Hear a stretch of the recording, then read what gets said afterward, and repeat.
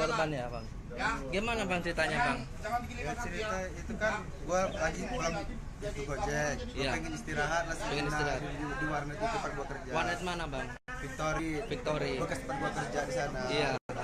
Biasa gua istirahat di situ. Iya bang. Habis gua istirahat di situ itu gak ada yang orang ngosek lah. Tiba HP gua hilang. Tas gua sekaligus lengkap dia. Kitab-kitabnya semua diambil. Semuanya diambil semua kitab-kitab juga. Ini isi tas gua, surat SPP gua segala macam diambil dia.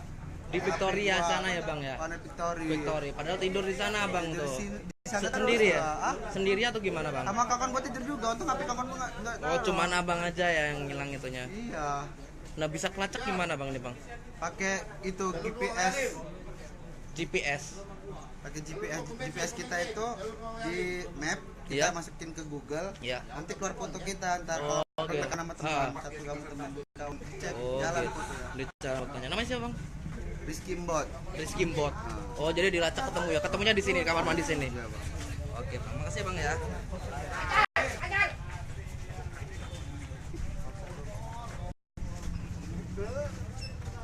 Gak enak bener cuma nyepak. Mall. Ini dibawa kemana bang?